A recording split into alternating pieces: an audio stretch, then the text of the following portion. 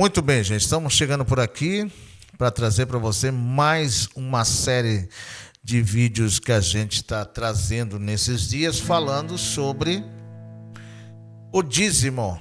E nesse segundo vídeo, a gente vai estar, então, trazendo o tema o dízimo antes da lei. O dízimo antes da lei. É um tema bastante polêmico, mas a gente precisa trazer a verdade à luz das Escrituras, do Evangelho da Graça de Deus para você que está nos assistindo. Bom, falando sobre o dízimo antes da lei, nessa segunda série, nesse segundo vídeo, para a Igreja Gloriosa, que se reúne no Facebook e também se reúne no YouTube, em nosso canal Explosão da Rede Gospel. Vamos ver o pessoal que está nos assistindo, deixa o seu like, vai, comenta, interage com a gente e vamos lá então para esse tema, o dízimo antes da lei. É uma coisa assim que um dos principais argumentos usados para dizer que o dízimo deve ser praticado nesta nova aliança é o fato de que o exercício de dizimar, entre aspas, fora praticado antes da lei. Nesse caso, segundo os defensores dessa visão, como a prática de dar dízimos não é uma exclusividade dos mandamentos do Antigo Pacto entregue aos israelitas. Não haveria motivos para não ser dizimista na graça. Então, existe pelo menos dois raciocínios que têm essa premissa como base. Primeiro, a ideia do princípio eterno e universal. Os adeptos deste entendimento afirmam que o dízimo é um princípio moral eterno e universal, pois vem sendo praticado muito antes da lei mosaica ser estabelecida, inclusive por povos alheios à primeira aliança, os gentios.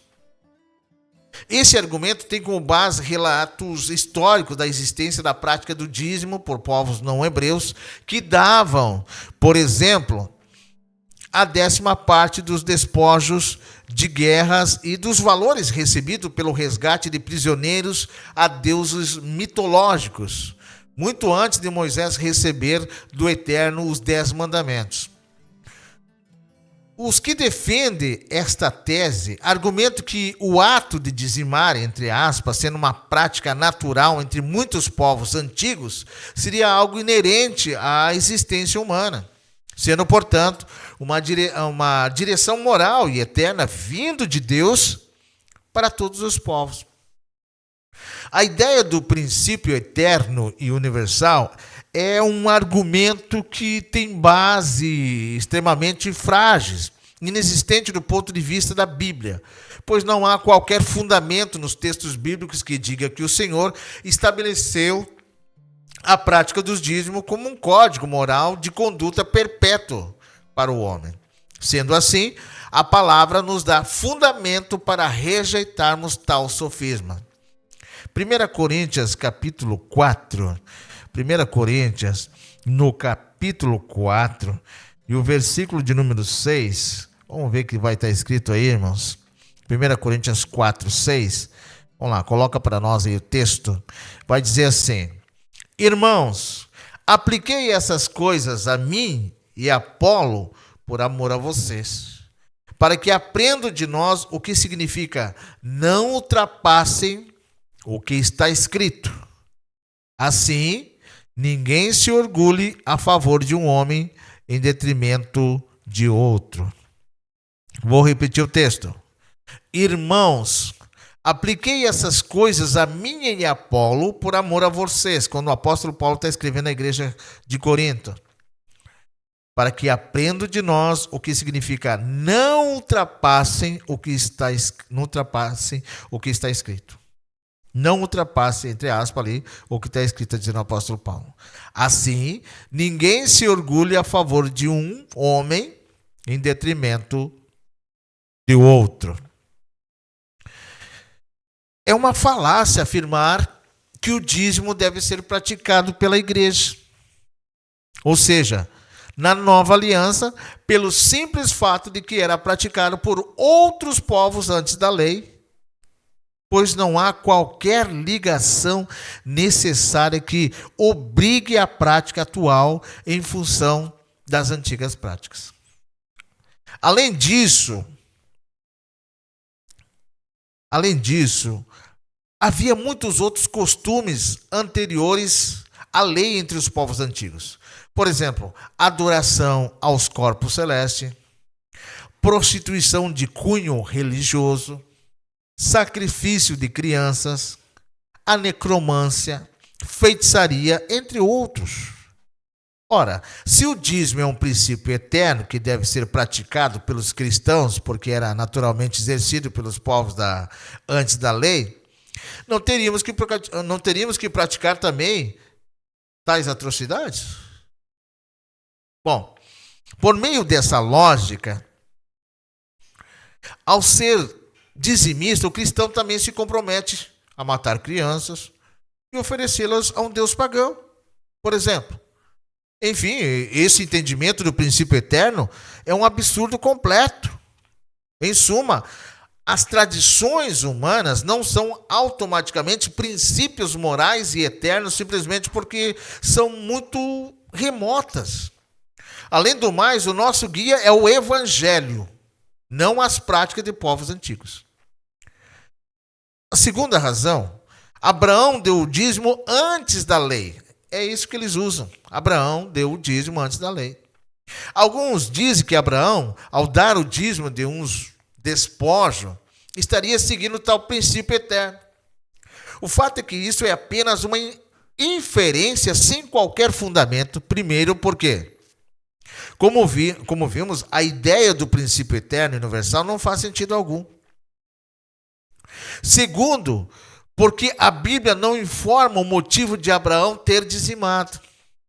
Então não é correto, portanto, fazer uso de uma explicação sem base bíblica para se impor uma doutrina fantasiosa. Não existe qualquer direção nos textos bíblicos que afirmam que o cristão deva ser dizimista apenas porque o pai de Isaac deu um dízimo a Melquisedeque. Ou seja, não pode ser criada qualquer ligação do dízimo cristão com aquele dado por Abraão. Uma vez que o esposo de Sara não deu dízimo recorrente de seus pertences e ganhos periódicos, mas uma única vez, e dos espólios de uma guerra. É mais uma grande mentira a afirmação de que o dízimo pertence à nova aliança apenas porque fora praticado antes da lei. Basta uma breve conferida na história bíblica anterior ao estabelecimento da lei de Moisés para vermos que não há lógica em se fazer algo no tempo da graça apenas porque foi feito de alguma forma antes da instauração do novo pacto. Noé, por exemplo, muito antes de Moisés, ofereceu o sacrifício de sangue a Deus. Ora em Gênesis capítulo 8, versículo 20, primeiro livro da Bíblia, o livro de Noé, o livro da lei, capítulo 8, versículo 6. Ou melhor, versículo 20. No 8, Gênesis capítulo 8, versículo 20.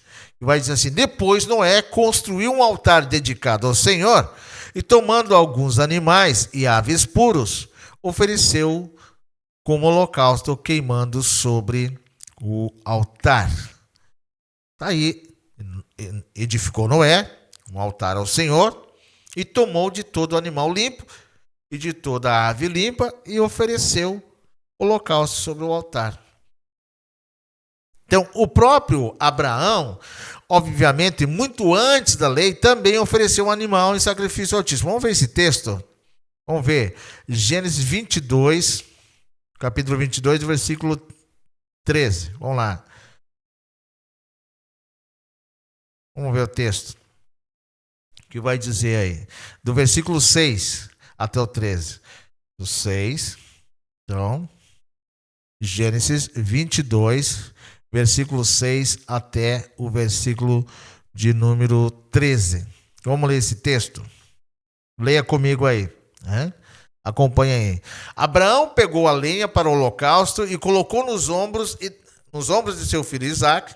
e ele mesmo levou as brasas para o fogo e a faca. Caminhando os dois juntos, Isaque disse a seu pai Abraão: Meu pai. Sim, meu filho, respondeu Abraão. Isaque perguntou: As brasas e a lenha estão aqui, mas onde está o cordeiro para o holocausto? Respondeu Abraão: Deus mesmo há de prover o cordeiro para o holocausto, meu filho. E os dois continuaram a caminhar juntos.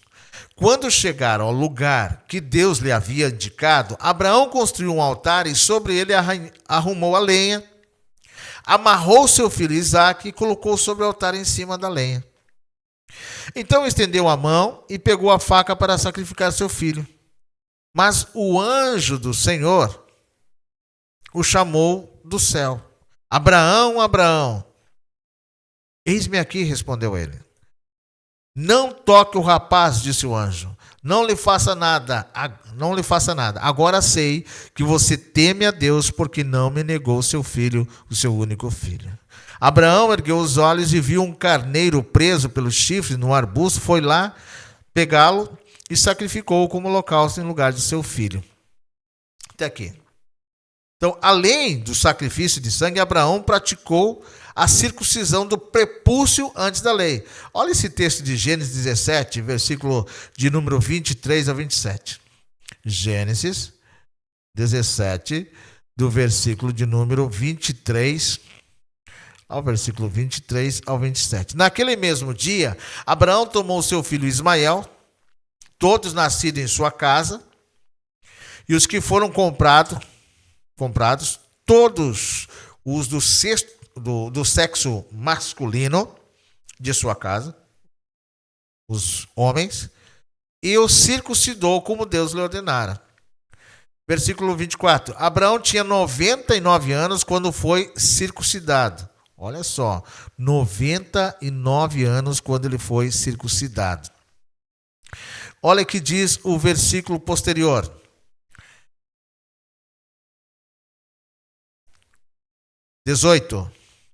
E seu filho, perdão, deixa eu só voltar o texto aqui, Gênesis 17, versículo de número 23.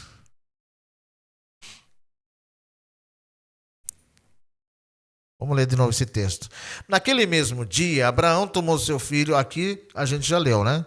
Vamos voltar aqui no texto que a gente está lendo agora, onde que Gênesis 17, o versículo, onde logo tomou Abraão seu filho Ismael e os nascidos na sua casa, e todos comprados por seu dinheiro, todo varão entre os da casa de Abraão, todos do sexo feminino. Naquele mesmo dia, tomou o seu filho Ismael, todos nascidos em sua casa, os que foram comprados, todos do sexo masculino de sua casa, e o circuncidou como Deus lhe ordenara. Abraão tinha 99 anos quando foi circuncidado. Gente, né? Bom, aquele tempo durava um pouco mais de idade, 99 anos quando foi circuncidado. Seu filho Ismael tinha 13 anos quando foi circuncidado. Então, Abraão e seu filho Ismael foram circuncidados naquele mesmo dia, e com Abraão foram circuncidados todos em sua casa, tanto nascidos em casa como os comprados de estrangeiro. Agora vejamos o que o apóstolo Paulo disse a respeito da prática da circuncisão, que, como acabamos de constatar, fora realizada antes da lei de Moisés. Gálatas, capítulo 5, versículo de número 1 até o versículo de número 4. Gálatas 5, versículo de número 1 até o versículo de número 4. Vai dizer assim: foi para a liberdade que Cristo nos libertou. Portanto, permaneçam firmes e não se deixem submeter novamente a um jugo de escravidão. Versículo 2. Ouçam bem o que eu, Paulo, tenho a dizer. Caso se deixe circuncidar, Cristo de nada lhe servirá. Versículo 3. De novo declaro a todo homem que se deixa circuncidar que ele está obrigado a cumprir toda a lei. Vocês que procuram ser justificados pela lei, separam-se de Cristo e caíram da graça de Deus. Aqui está muito claro que o cristão não deve praticar a circuncisão, mesmo ela tendo sido realizada antes da lei. E por que seria diferente com o dízimo?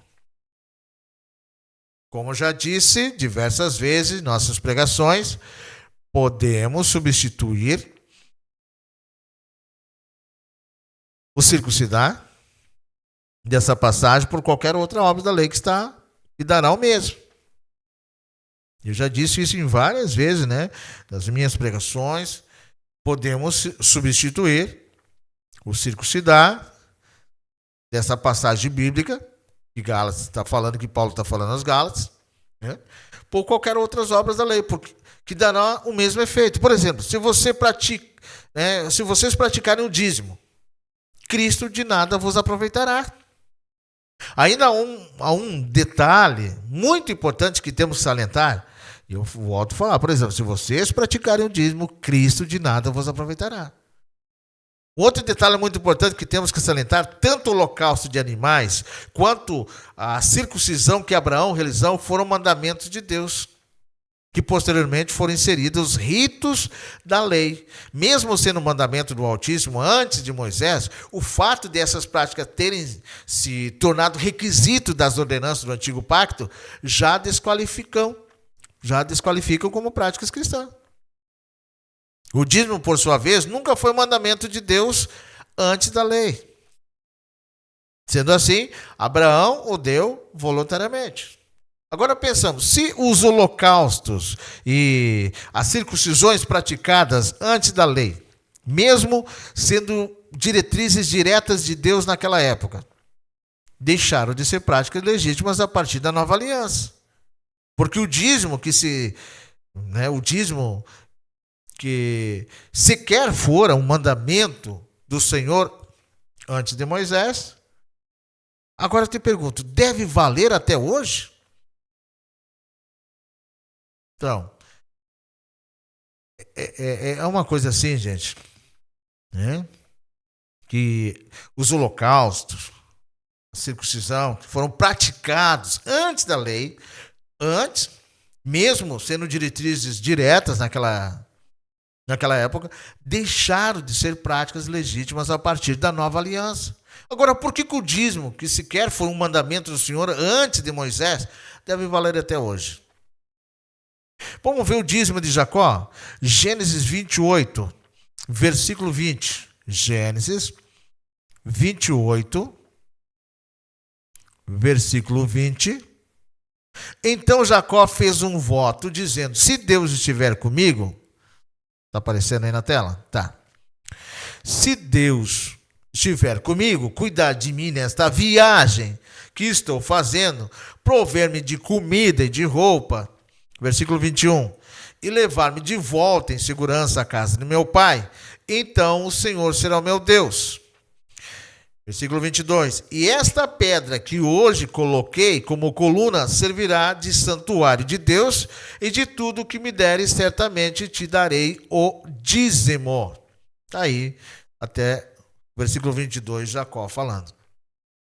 Então, a segunda e última vez que o dízimo é referido antes da promulgação da lei de Moisés foi no caso de Jacó, neto de Abraão.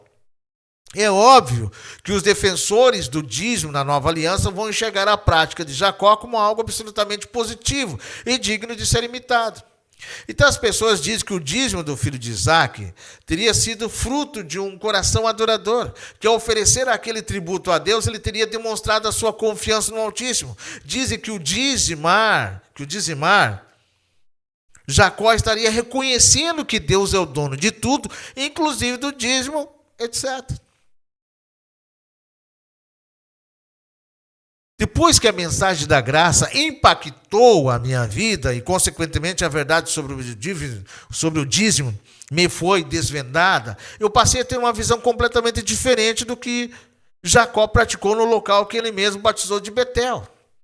Não há dúvida de que Jacó teve uma experiência impactante com Deus, que ele temeu e sim adorou ao Senhor. Porém, penso que tudo isso foi até o momento em que ele resolveu oferecer uma espécie de barganha, né?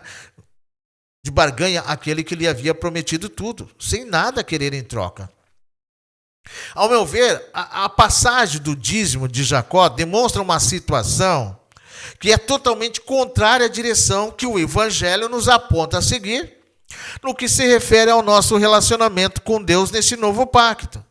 Afinal, Jacó condicionou em seu voto que daria o dízimo ao Eterno, algo que ele não pediu, é bom frisar, se o Senhor fizesse algo por ele antes, sendo que Deus já havia prometido tudo. Se observarmos bem na aliança do Eterno, do nosso Deus, com Abraão, Isaac e Jacó, não há qualquer menção do que o Senhor tem exigido algum pagamento de dízimo pelas bênçãos que ele prometeu ao esposo de Sara e seus descendentes.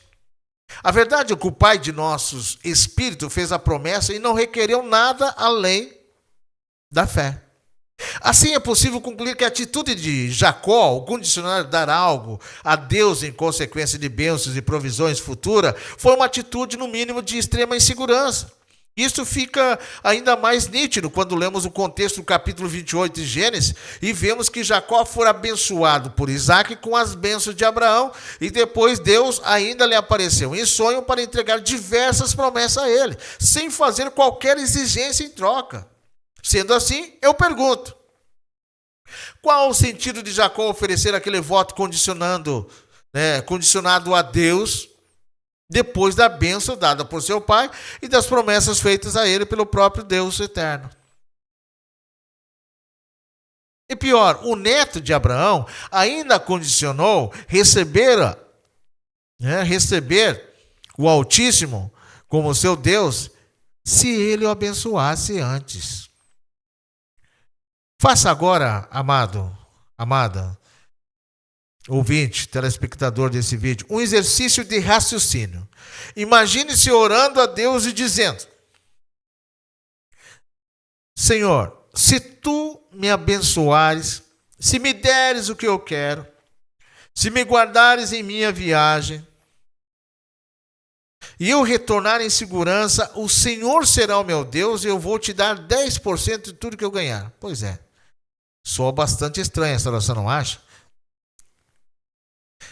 Está muito claro que esse modelo de relação com Deus não é respaldado pelo Evangelho. Aí eu pergunto, em que lugar das cartas de Paulo ouvemos incentivar qualquer tipo de barganha com o Pai de nossos espíritos? Quem crê de fato no Senhor apenas descansa nele, não precisa ficar oferecendo algo para tentar dissuadi-lo a abençoar, mesmo porque ele já nos abençoou. Olha o que diz Efésios, capítulo 1, versículo 3. E eu gosto toda hora enviar esse versículo bíblico, principalmente àqueles crentes que vêm toda hora de Deus abençoe. E eu digo, bendito seja o Deus e Pai de nosso Senhor Jesus Cristo, que nos abençoou com todas as bênçãos espirituais nas regiões celestiais em Cristo Jesus. Já somos abençoados. Está aí, bendito Deus e Pai de nosso Senhor Jesus Cristo, que nos abençoou com todas as bênçãos espirituais nas regiões celestiais de Cristo Jesus. Já fomos abençoados. Algo muito importante que devemos ainda levar em conta é o fato de que a Bíblia sequer relata se Jacó deu ou não o dízimo prometido. E se deu, como foi feito? Para quem foi entregue? Jamais saberemos. Ao menos, não nesta vida. Independente de como se enxerga o dízimo que Jacó ofereceu a Deus, se foi uma atitude positiva ou negativa, o fato é que esse episódio não é uma prova, como muitos dizem, de que o dízimo monetário precisa ser cumprido pela igreja, uma vez que não há qualquer ligação na Bíblia que aponte que o dízimo do neto de Abraão seja um modelo para os membros do corpo de Cristo. Se assim fôssemos, teríamos uma clara direção apostólica nos textos bíblicos, nos ensinando a ser dizimista, porque Jacó teria sido. Mas, como sabemos, isso não ocorre. Agora, existe o caráter voluntário dos dízimos antes da lei. Os dois dízimos que aparecem na Bíblia antes da lei, eles têm características diferentes, mas há algo em comum. Ambos foram frutos de corações voluntários. Muitos advogam que o dízimo é obrigatório por ser o mandamento de Deus para a igreja.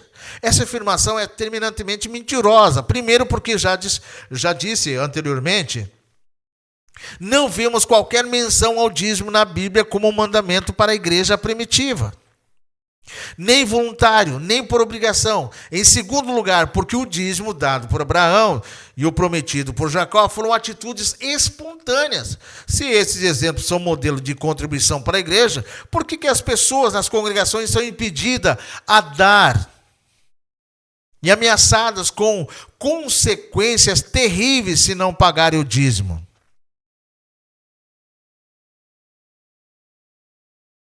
Realmente não faz sentido algum.